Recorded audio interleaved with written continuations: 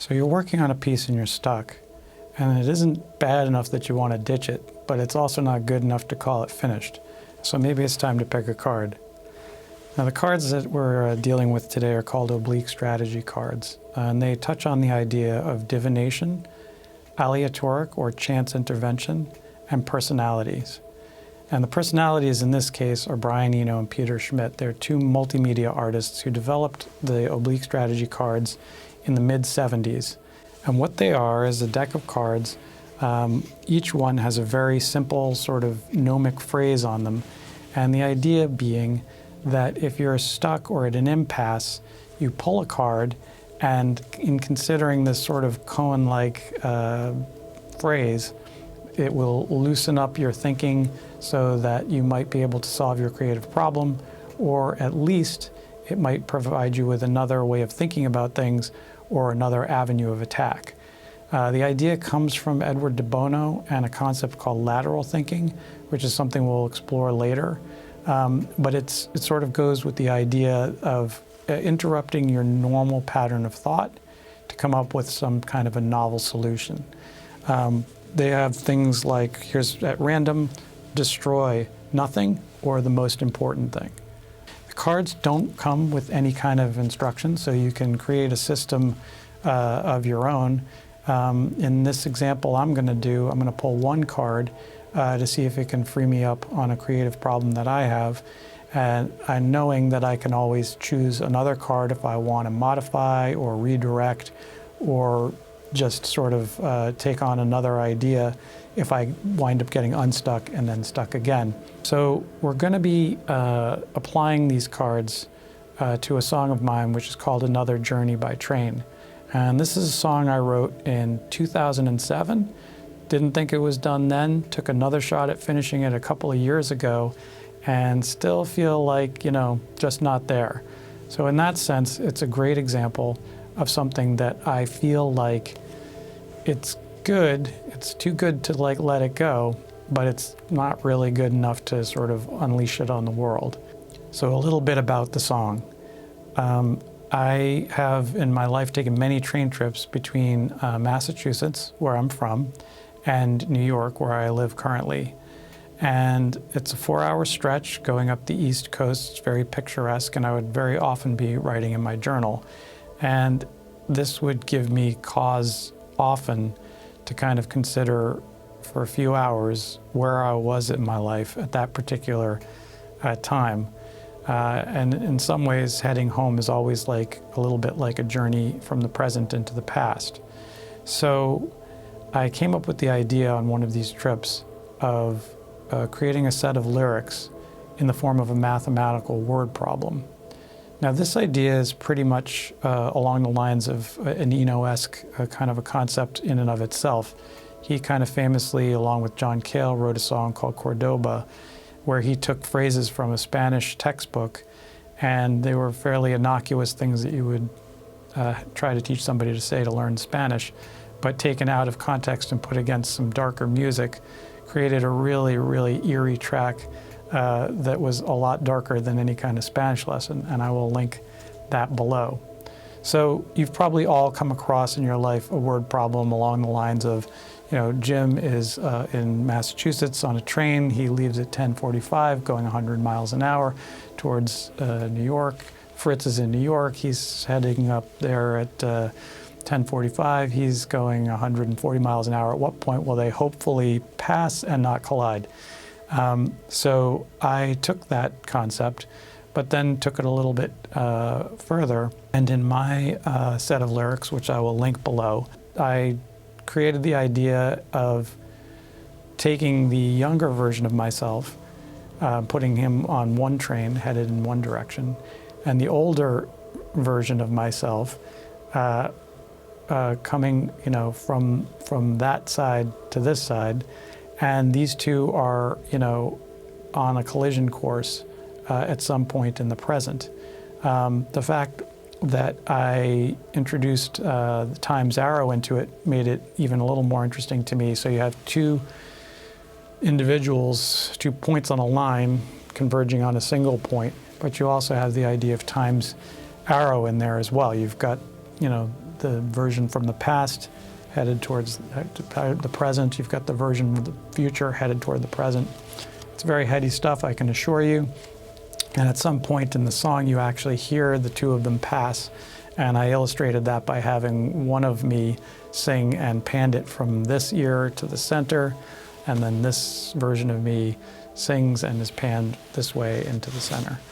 Okay, so let's take a listen to where the song is starting from. This is the version I'm working with, and it's from 2021. Just a little bit of the verse here. The light rail heads up the coast. I follow the trail of a ghost of the things that I couldn't see. I'm moving ahead. So, okay, that's the layout for the track. I'm going to pick one of these cards, and I'm going to see, what it says I should do to ostensibly bring this guy home. So the card I got says, make an exhaustive list of everything you might do, and do the last thing on the list. Okay, so what does that mean? I could see a few things. First of all, I think the piece feels a little bit slow. It does evoke a train. You can sort of hear the idea with some of the guitars and percussion of like the clattering of train tracks, but it does feel slow. I can speed it up in post-production. That means after it's done, if it's only by a small amount, before you would introduce artifacts. So I would probably try speeding it up 2 or 3%. That's something that I could do. There's kind of a main guitar which kind of strikes me as scratchy. It's a little bit rough. It's kind of weedy, I guess, and that seems like it could be something that I could address. There's a snare sound at some points which sounds a little bit pokes out, so that could be an EQ thing I could work on. The vocals are always a thing with me, and there's some high notes in here.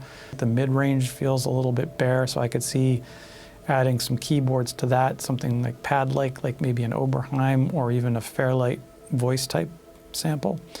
And I would say last but not least, in fact last but most, because this is apparently what I'm going to have to do, is the bass. Now the bass, like the drums, feels kind of tubby and thuddy, and it's probably the sound I used to write the track. There's a good chance I just got used to hearing it, but it feels kind of dull. And I don't mean dull the part, I mean dull sounding. So I would say that it would benefit from sounding a little more top end, a little more gritty. There's a number of ways I could do this. I could actually learn the part, because it's been a while, and play it on real bass or even fretless bass. Or I could, since the MIDI track is still in the session, I could just pick out a new bass and replace that bass altogether, and I won't have to relearn it because it's actually played and I just have to adjust it for the sound a little bit.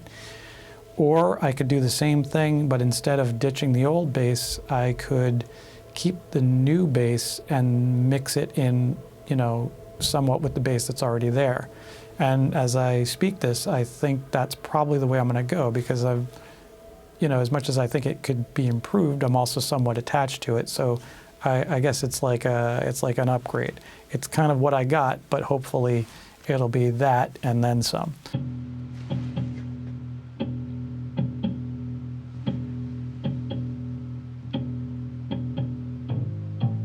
So it's a pretty simple synth-based sound. So I'm going to see what I've got might work a little better in context with that. Okay, so I've gone through some sounds, and I've got this in terms of a bass augmentation. It's a sample of a Fender P-bass through an Ampeg. It's got more actual string sound and top end.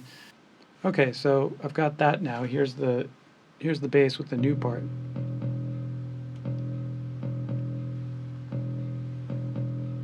And here's how it sits with the old part.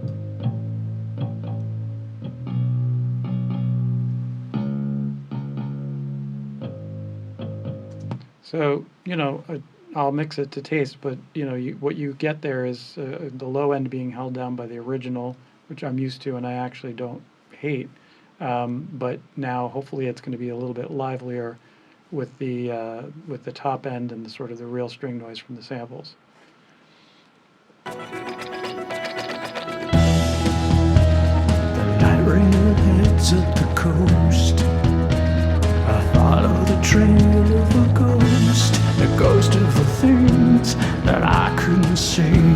I'm moving ahead, not running away. I look to myself another journey by train. Okay, so that's what it sounds like with the improved bass. And when you're taking an experimental approach, at every point you have to make a non-judgmental assessment about whether or not that actually did the trick.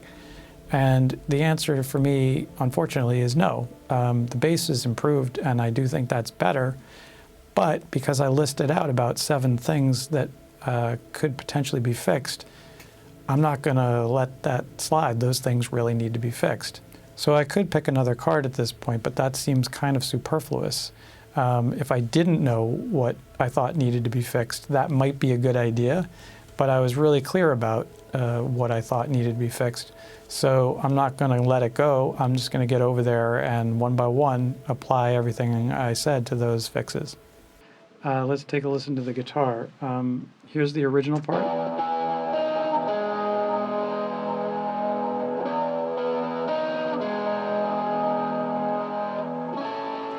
And it's labeled as scratch guitar, and that's because I wrote this when I was traveling. All I had was a guitar and a laptop, so not a lot of sounds available.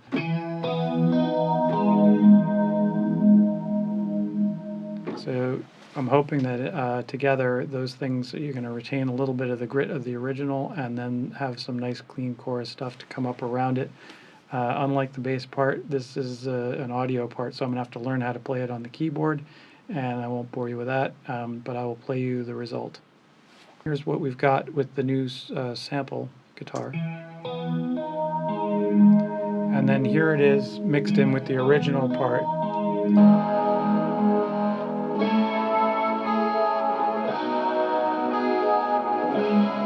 It's a little more sparkly, kind of offsets to me the gritty sound.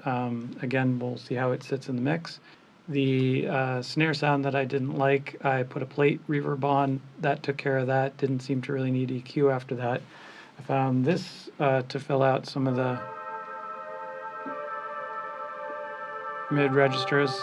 It's an M1 sample of a female voice, but it has a nice envelope on it. Tails off nicely, so I'll probably do a part with that. And then, like I said, I wanted a Fairlight CMI kind of voice sample.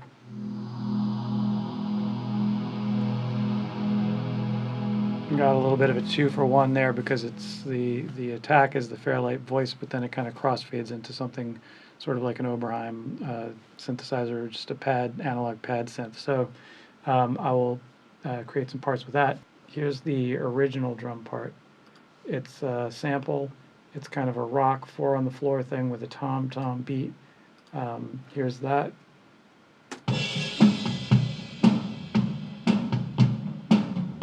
Really standard, but it kind of is a little sludgy to me, so I got this in there. It's not another full kit, it's just some percussion that kind of, without changing the tempo, sort of moves things along faster and also keeps the idea of a train going over the tracks running. And here's the two of those together in context.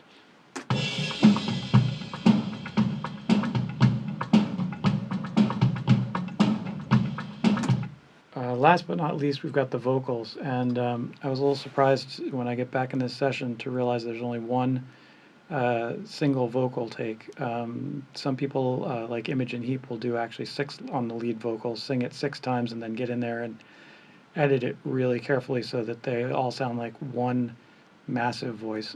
She's just editing the timings. And so I didn't feel like singing the song again, but copied the track and ran it through a doubler, and also used delays, some long delays, and some delays into reverb, just to come up around some of those high notes that can be less than flattering, even if the pitch is on. So I will play you the original. This is the original single voice. The light rail heads at the coast.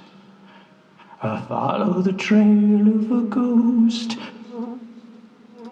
And here it is with the doubler and a The little bit light more. rail heads up the coast.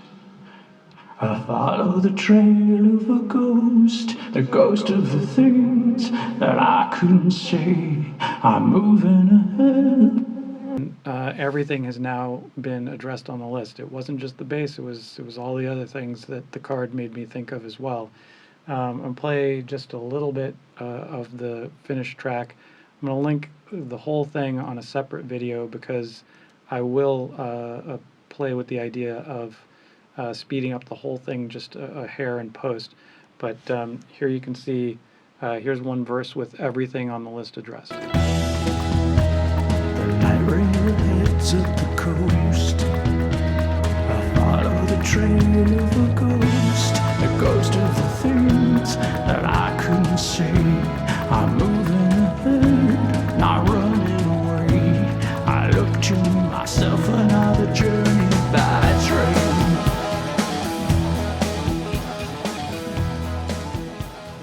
And just because I mentioned it in the intro, I thought I'd play the part in the song where the past version of me and the future version of me actually cross paths. It's going to be a little more dramatic in the headphones because it's the panning of, past me coming from the left side to the center and then future me coming from the right side to the center. But here's a little bit of that.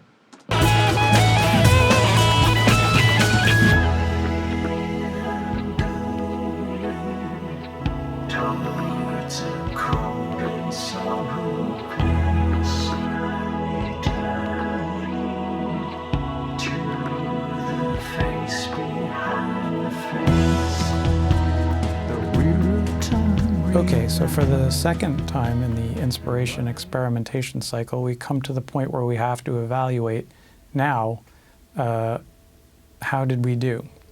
And so I have to dispassionately examine the results that the experiment yielded. Sometimes being dispassionate as an artist is actually pretty hard, especially since you made the thing yourself. And sometimes the artist is not necessarily the best person to judge these results, but you have to try and do your best. So the first question I would have to ask is, did this experiment and the overall changes that came out of it improve the overall quality of the piece? And the answer for me is a definitive yes. I actually like listening to this piece now. It feels better than it did, feels more complete. Did I learn anything from the experiment? And the answer is also yes. Probably more than anything, I think it speaks to deep and patient listening. And what I mean by that is just listening very, very carefully and seeing which things kind of jump out at you as being things that are sticking out, but not for the right reasons, and they kind of need to be sanded down. And you just have to keep listening and sanding and listening and sanding until there's really nothing left that sort of jumps out at you as something that you can't live with. Could there be further improvements? And the answer is yes, there probably could be. There almost always could be. I think you have to consider two things. One is the law of diminishing returns. If I spent another few weeks or a month on this, could I get another 2% out of it? Probably, yeah. Is it worth it at that point? And I would say probably not, but that's a judgment call that only I could make. The other thing I would say to keep in mind is that if you've got a good mastering engineer, they can always take the quality up another couple of percentage points if they know what they're doing. You'll almost always think, wow, my piece sounds better. I can't put my finger on it, but it's better. The last question would be, was the experiment itself a success? And I'm of two minds about that. On the one hand, you could say, well, you chose this card at random, and then you fix the piece and it's better. And give credit to Eno and Schmidt and the deck for having sent you on the way. The corollary would be sort of realizing that The deck in this case sort of acted like a Rorschach test and maybe brought to light some things that I already knew or suspected really needed some work and could be fixed. So maybe I would have, without the deck, fixed those things anyway. At the end of the day, I don't think it matters that much. The end of the day, it's about the result, and the result is that the piece which was unfinished is now finished and finished to my satisfaction. Similarly, you could say that the idea of the Rorschach, or whether or not this deck of cards brings out something that's already within you, that's baked into the deck and a completely valid way of using it. We'll return to other divination methods and card decks, but I'd be super curious to know if anybody listening has their own cards that they like to use or methods for using the oblique strategies. I'd also be curious to know if the piece, improved for you all as listeners as much as it did for me. It's worth noting that the oblique strategy cards, if you don't have a real deck, you can use, there's an Apple app where it let you pull random cards, same phrases. Likewise, there's an Android version, and there's websites that catalog each and every of these phrases. When I was a younger composer, I printed out all of them, cut them out, and glued them to 3x5 cards. So I had my homemade deck of oblique strategies, which I still have, but that's what I was using before I hit the big time. But just remember, if you're stuck, all is not lost. If you want to get different results, you got to try something different. Thanks.